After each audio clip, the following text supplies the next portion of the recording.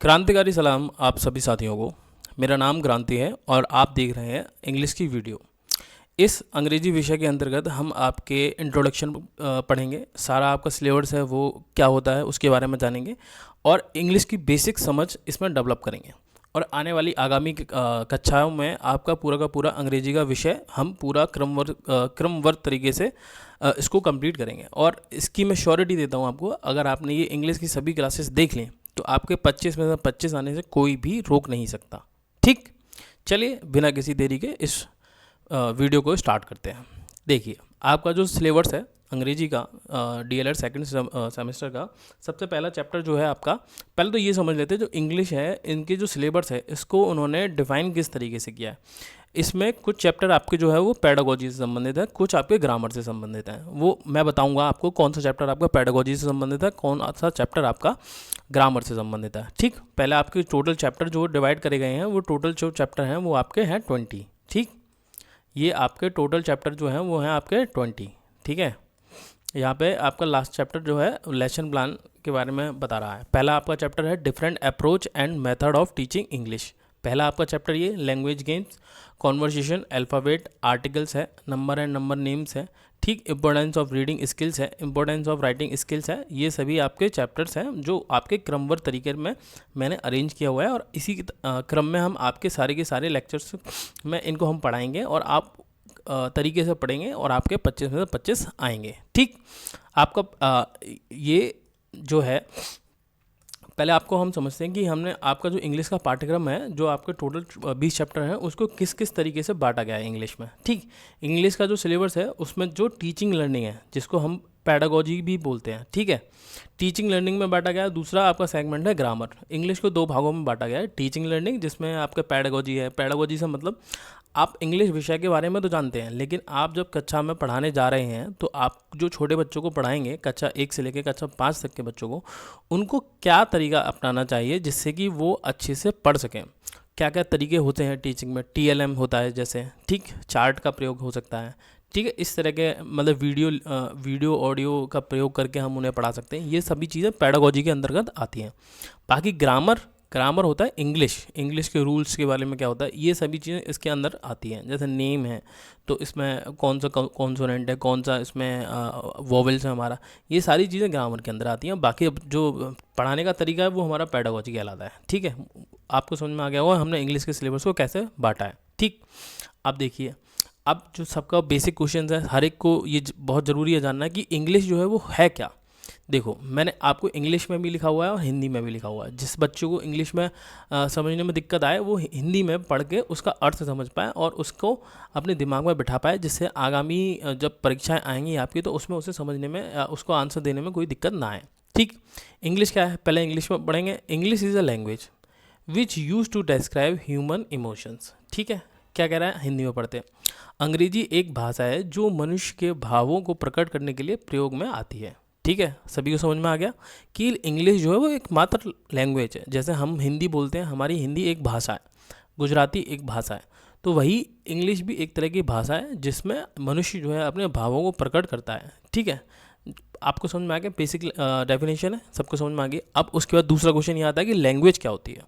ठीक, लैंग्वेज समझते हैं, the system of communication in speech and writing that is used by people to express their thought, ideas and feelings. ठीक, English में अगर जिसको नहीं समझ में आया हिंदी में आ जाइए, हिंदी में भी इसका अर्थ लिखा हुआ है।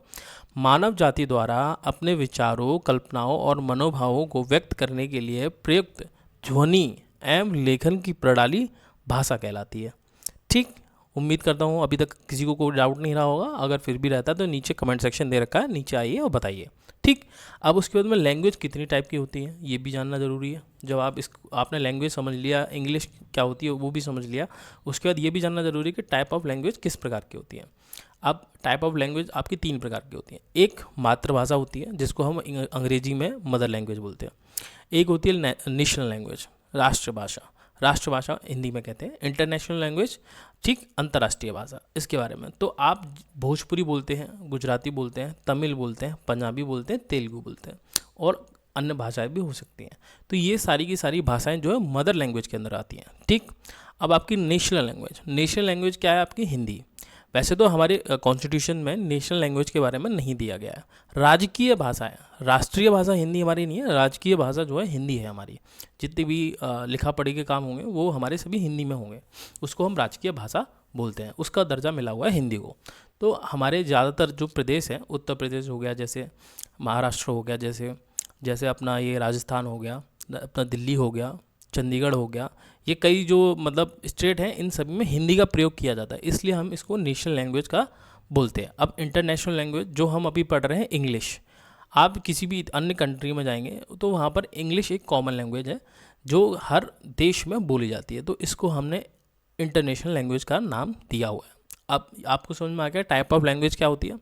अब दूसरा क्वेश्चन ये आता है कि सर हम तो यूपी बोर्ड से पढ़े हुए हैं, या हम तो इंग्लिश में सर बहुत वीक है, हमको इंग्लिश आती नहीं है, हम इंग्लिश सीख कैसे सकते हैं। तो उसका तोड़ मैं लेके आया हुआ हूँ।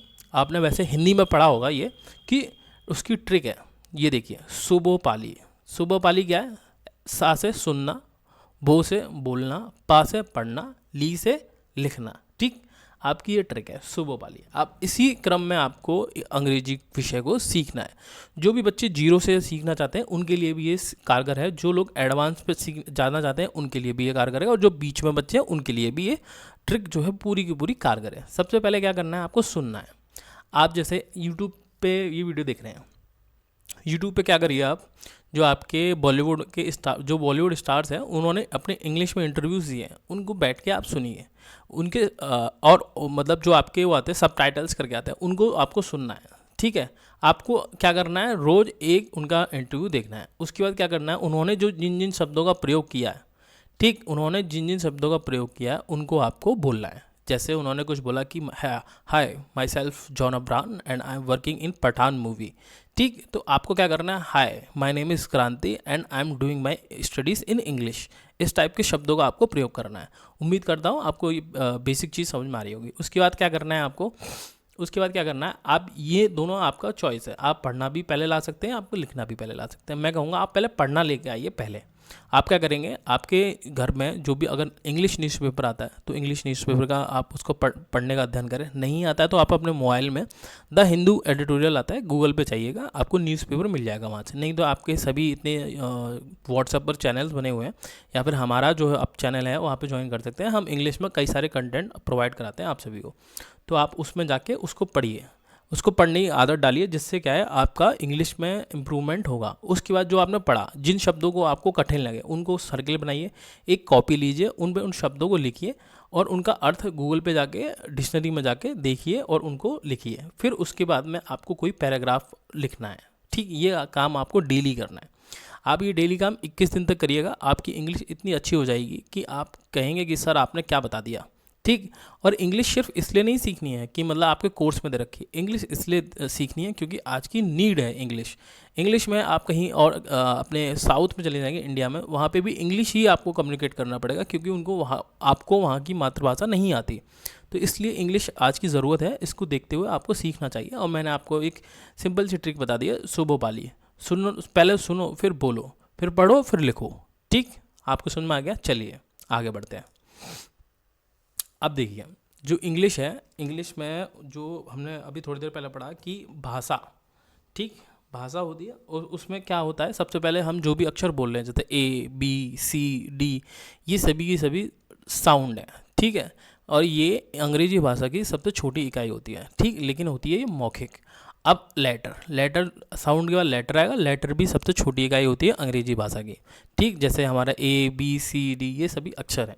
ठीक, इनसे मिलकर बनता है हमारा शब्द। अगला जो वर्ड है वो उसको हम बोलते हैं वर्ड, यानी शब्द। जैसे राम है, यहाँ पे मैंने लिखा राम, तो अब ये जो राम है ये 3 शब्दों से मिलकर बना है, तो ये हम कहलाएंगे word.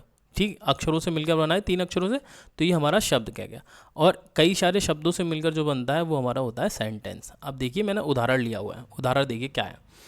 I eat my lunch. अब आई जो है यहाँ पर अपना क्या है, ये हो गया हमारा लेटर, ये हमारा इंडिविजुअल है, तो ये हमारा लेटर। अब इसको कंबाइन करके हमने 3 अक्षर लिए, ए ई ए टी। इन 3 अक्षरों से मिलके हमारा क्या बना, हमारा 3 अक्षरों से मिलकर बना शब्द। ठीक, जिसको अंग्रेजी में वर्ड कहा जाता है। फिर उसके बाद में हमने दो अक्षरों से मिलकर बना माई, 5 अक्षरों से मिलकर हमारा बना लंच। तो ये जब कंप्लीट हुआ तो ये हमारा हो गया पूरा का पूरा सेंटेंस। ठीक, ये आपको समझ में आ गया। बहुत सिंपल तरीके से दोबारा बताता हूँ। आई जो है वो हमारा क्या हुआ, साउंड आई। ठीक, आई तो साउंड कर रहा है और ये हमारा हुआ लेटर, लिख दिया हमने तो ये हमारा लेटर हो गया, नहीं अक्षर। फिर 3 अक्षरों से मिलकर ये बना तो वो हमने कहलाया वर्ड, और इन सबको मिक्स कर दिया, मतलब इन शब्दों को मिलाकर हमारा क्या बना, सेंटेंस। ठीक, अंग्रेजी में भी बिल्कुल हिंदी की तरह ही चलते हैं, कोई ज़्यादा फ़र्क नहीं है। जहाँ जहाँ फ़र्क होगा वहाँ वहाँ मैं आपको अवगत कराता रहूँगा। ठीक, उसके बाद नोट पे आइए। नोट क्या कह रहा है, अंग्रेजी में कुल 26 लेटर होते हैं। ठीक, अंग्रेजी जो वर्णमाला है उसमें हमारे 26 लेटर होते हैं। हिंदी में कितने होते हैं, 52। ठीक, अंग्रेजी में कितने होते हैं, 26 लेटर होते हैं, जिसमें हमारा 21 जो है कॉन्सोनेंट होते हैं। कॉन्सोनेंट यानी व्यंजन होते हैं। ठीक, और उसके बाद 5 जो है हमारे स्वर होते हैं, जिसको हम अंग्रेजी में वोवेल्स कहते हैं। आपको समझ में आ गया होगा। उसके बाद हमारा है अल्फ़ाबेट। अल्फ़ाबेट वही 26 लेटर को मिला के हम अल्फ़ाबेट कहते हैं, यानी वर्णमाला कहते हैं, जो कि 2 शब्दों से मिलकर बना है। सबसे पहला है वोवेल्स, दूसरा है कॉन्सोनेंट। ठीक, आपको समझ में आ गया। उदाहरण से समझते हैं। ठीक है, ये दूसरा उदाहरण देखिए, he is riding a bike. जो ए है वो हमारा वोवेल्स है। अभी आगे वाली स्लाइड में मैं बताऊंगा कि आपके 5 वोवेल्स है कौन कौन से होते हैं, और बाकी जो 21 कॉन्सोनेंट है वो कौन कौन से होते हैं। अभी आप समझिए, ए जो है वो हमारा वोवेल्स है। बाकी हमारे जितने भी ये शब्दों से मिलकर बना है, इज़, ये राइडिंग, ये हमारा एच हो गया, ये हमारा सब कॉन्सोनेंट के अंदर आता है, और इन सबको हम जब मिक्स कर देंगे तो हमारा ये सेंटेंस फॉर्म हो जाएगा। अभी तक मुझे लगता है किसी को भी कोई दिक्कत नहीं रही होगी। अगर किसी को कोई भी दिक्कत रही है किसी भी प्रकार की, तो नीचे कमेंट सेक्शन में आइए, मुझे बताइए, मैं इंप्रूव करूँगा नेक्स्ट वीडियो में, फिर उसको लेके आऊँगा। ठीक, अब हम समझते हैं कि वॉवेल्स और कॉन्सोनेंट कौन कौन से होते हैं। देखिए, ए, ई, आई, ओ, यू, ये ए, ई, आई, ओ, यू जो हैं वो हमारे होते हैं वॉवेल्स।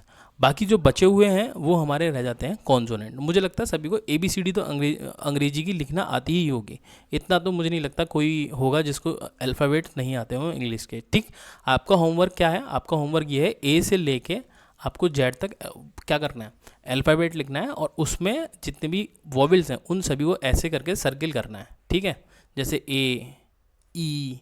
ठीक, ये आपका होमवर्क है। और आपको ये देखना है कि जैसे ये पहले नंबर पर आ रहा है तो ई जो है वो कितने नंबर पर आ रहा है, 5 नंबर पर आ रहा है। ठीक, वो भी करना है, ये आपका होमवर्क है। ठीक, बाकी अभी मैंने आपको बता दिया, ए, ई, आई, ओ, यू हमारे वॉवेल्स हैं। बाकी जितने भी रिमेनिंग लेटर्स हैं वो सारे के सारे हमारे कॉन्सोनेंट के अंदर आ जाते हैं। मैंने यहाँ पे डेफिनेशन भी लिखी हुई है, मैं पढ़कर एक बार बता देता हूँ। Vowels are only letters that are said with an open mouth. Each vowels has more than one sound and can be silent with no sound at all. क्या कह रहा है, हिंदी में मैं अर्थ बता देता हूँ।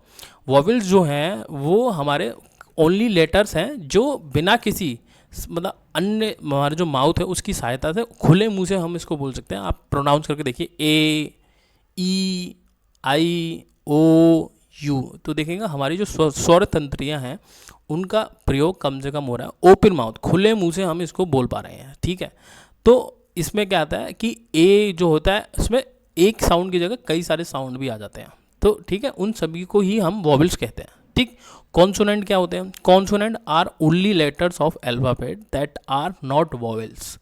यू यूज योर लिप्स और tongue to say consonant sound. क्या कह रहा है, कॉन्सोनेंट जो है हमारे वो सिर्फ अल्फ़ाबेट के लेटर्स नहीं है, वो हमारे वॉवेल्स नहीं है। ठीक, पहले तो ये कह रहा है कि ये जो कॉन्सोनेंट है वो वॉवेल्स के अंतर्गत नहीं आते हैं। उसके बाद क्या कह रहा है, जब इनको हम प्रोनाउंस करेंगे तो हमारे होठों का प्रयोग होता है इसमें, हमारी जीभ का प्रयोग होता है इसमें। ठीक, जैसे आप प्रोनाउंस करके देखिए, बी, सी, डी, एफ, जी, तो देखिए हमारे लिप्स का प्रयोग हो रहा है, यानी हमारे होठों का प्रयोग हो रहा है, और टंग का प्रयोग इसमें काफ़ी हद तक ज़्यादा हो रहा है एज़ कम्पेयर टू हमारा वॉवेल्स। उम्मीद करता हूँ अभी तक आपको इन दोनों में अर्थ समझ में आ गया होगा कि वॉवेल्स क्या होता है और कॉन्सोनेंट क्या होता है। ठीक, चलिए, आपको बेसिक चीज़ें समझ में आ गई। मैंने आपको अंग्रेजी के बेसिक जो चीज़ें होती हैं, आज का इंट्रोडक्शन है आपका, उसमें मैंने आपको ये बता दिया कि इंग्लिश क्या होती है, भाषा क्या होती है, लैंग्वेज क्या होती है। उसके बाद में लेटर्स कितने होते हैं अंग्रेजी में, 26 लेटर्स होते हैं, उसमें वॉवेल्स कितने होते हैं, कॉन्सोनेंट्स क्या क्या होते हैं, दोनों में अंतर बता दिया मैंने आपको, ठीक। उसके बाद मैंने आपको वर्ड बता दिया, साउंड बता दिया, लेटर बता दिया, और सेंटेंस कैसे फॉर्म होता है वो भी बता दिया, एक दो एग्जाम्पल भी ले लिया। ये आपकी बेसिक थी जो एक अंडरस्टैंडिंग होनी चाहिए इंग्लिश के बारे में, ठीक, वो मैंने बता दिया। अब जो आपकी नेक्स्ट क्लास आएगी उसमें आपका प्रॉपर सिलेबस चलेगा, ठीक। ये आपका चैप्टर 1 है। चैप्टर 1 में आपका सबसे पहला टॉपिक है थियोरेटिकल एस्पेक्ट्स, ठीक। ये आपका पेडागोजी के अंतर्गत आता है। मैंने आपको स्टार्टिंग में ही बताया था, एक पेडागोजी है आपका, दूसरा आपका ग्रामर है। तो हम पहले पेडागोजी पढ़ेंगे, जो कि आपका मान के चलिए 25 नंबर में से 6 नंबर से लेकर 8 नंबर तक का हर बार पूछा ही जाता है। इसलिए इसमें आपका टॉपिक्स मैं बता देता हूँ। Different approach and method of teaching English, bilingual approach, doctor best new method, audio video method, language games. ये आपके 5 टॉपिक्स हैं जो आपके थ्योरेटिकल एस्पेक्ट के अंदर पूछे जाएंगे। आपको कल जो आपको वीडियो मिलेगी उसमें आपके ये सारे टॉपिक्स कवर मिलेंगे, और कल से आपका चैप्टर 1 प्रॉपर स्टार्ट होगा। आज की वीडियो में खाली मैंने इंट्रोडक्शन बताया, जो कि बहुत ज़रूरी था आपको जानने के लिए, ठीक। उम्मीद करता हूँ कि आपको ये लेक्चर जो है समझ में आया होगा। मेरा नाम क्रांति है, और इस चैनल को अगर आपने अभी तक सब्सक्राइब नहीं किया है तो कृपया करके इसको सब्सक्राइब कर लीजिए। हमारे नीचे टेलीग्राम की लिंक दे रखी है, व्हाट्सएप की लिंक दे रखी है, उसको भी कृपया करके ज्वाइन करिए, जिससे आगामी समय में आपको कोई भी PDF या किसी भी विषय के बारे में जानना हो तो आपको सबसे पहले सूचना उस ग्रुप पर मिल जाए। उम्मीद करता हूँ आपको ये वीडियो शानदार लगी होगी। सभी दोस्तों को आप बताइए कि आपको ये वीडियो कैसी लगी, और शेयर करिए, और उनसे बोलिए कि लाइक करें और सब्सक्राइब करें इस चैनल को, ठीक। उम्मीद करता हूँ, ठीक। चलिए मिलते हैं तब तक के लिए नेक्स्ट वीडियो में, तब तक के लिए